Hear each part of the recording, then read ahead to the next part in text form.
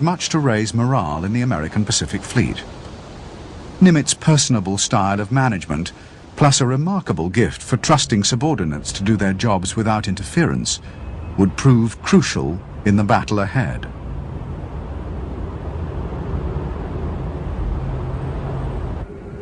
After Pearl Harbor, it was Chester Nimitz who had realized that the era of the big gun battleship was over, and that the striking power of America's Navy would in future be built around the aircraft carrier.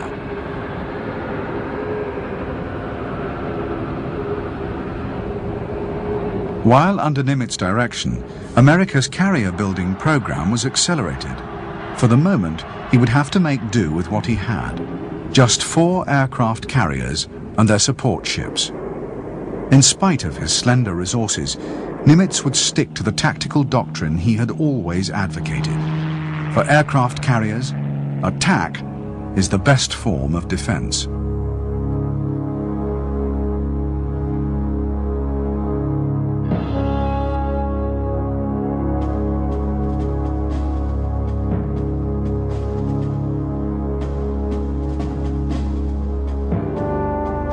To the Japanese Navy, the outcome of the forthcoming battle was never in doubt. So far, the war had yielded an unbroken string of successes, and the certainty of victory was shared by all ranks.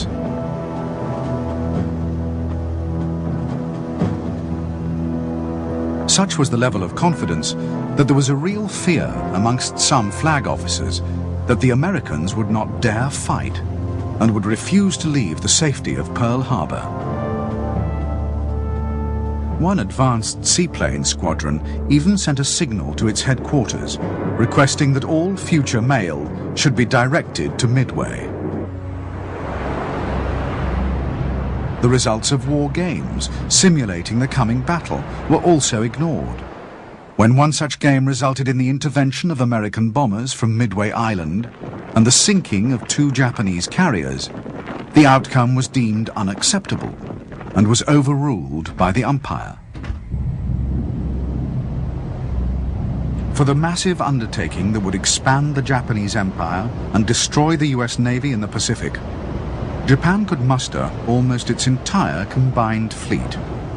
All 9 of the fleet's battleships, along with 11 carriers, would take part in the coming operations. Of these, 4 carriers would eventually participate in the Battle of Midway.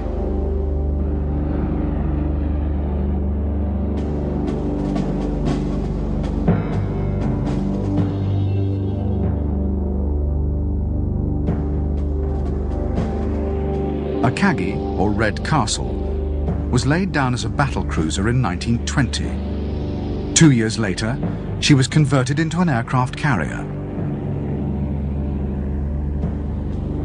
In 1934, Akagi was extensively modified to accommodate 30 more aircraft, taking her battle complement to 91. Akagi was one of only 2 carriers ever built, with the bridge on the port side.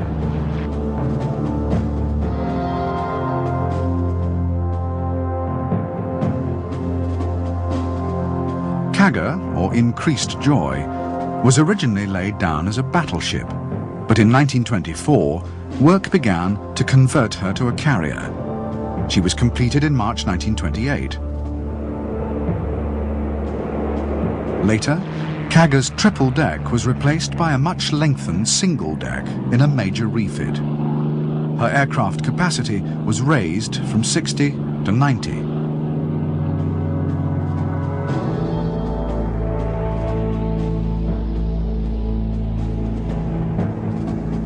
Soryu, the Green Dragon, was launched in December 1935. Built under the limitations of the Washington Naval Treaty, Soryu was small and cramped.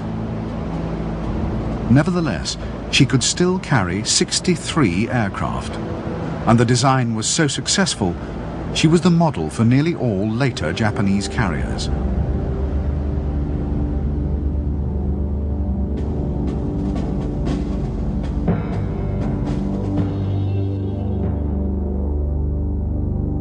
Hiryu, the Flying Dragon, like Akagi, had her bridge on the port side, Because of the universal tendency of pilots to veer left in an emergency, the design caused many more landing accidents. Hiryu was, however, very much more seaworthy than her predecessors. Her complement of aircraft was 63.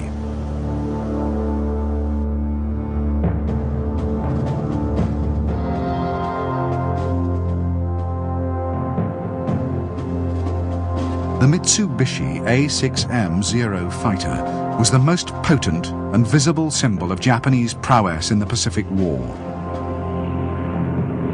Purpose-designed as a Navy fighter to operate from land bases and aircraft carriers, the Zero would acquire an awesome reputation.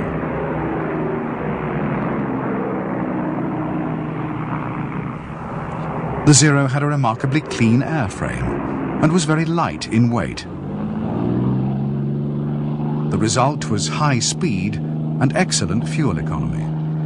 However, these advantages were achieved at the expense of pilot protection. The Zero had no armor and no self-sealing fuel tanks. More Zeros would be built than any other type of Japanese aircraft.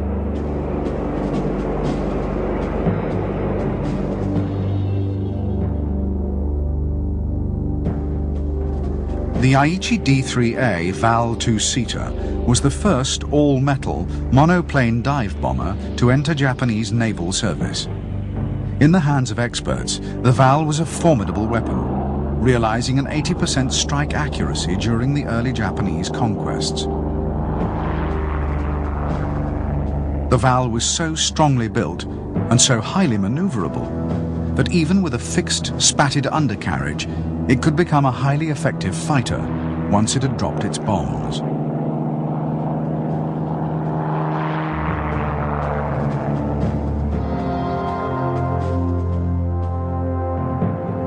Although the Nakajima B-5N Kate was slow and poorly protected, it was, at the time of Midway, the best aircraft of its type in the world. On its introduction in 1937, it had boasted many advanced features, such as folding wings, a retractable undercarriage, and integral wing fuel tanks. Effective as a conventional bomber, as a torpedo bomber, the Kate was devastating. The aircraft was armed with the excellent Type 91 torpedo. The Type 91 could be dropped at 200 miles per hour and from a height of up to 300 meters. A valuable protection against anti-aircraft fire.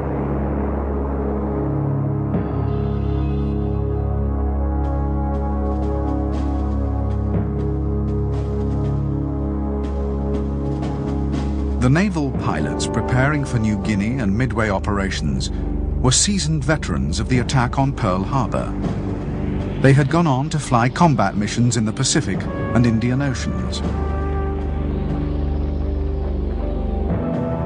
For Japanese pilots, the intervals between combat operations were entirely taken up by training. The motto was train hard, fight easy. Japanese determination to achieve the highest standards in Navy flying had not come without a price. Pilot training was lengthy and expensive. Only 100 naval pilots graduated each year from the training schools. Far too few to cope with the incessant demands placed on Japanese carrier forces. Since the start of the war, there had been no leave for Navy aircrew.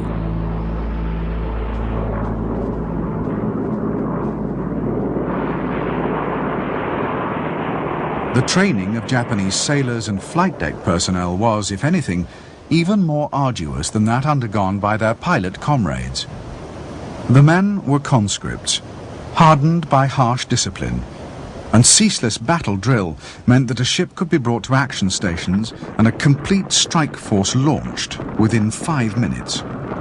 During the heat of battle, a flight could be rearmed, refueled, and airborne again within 1 hour.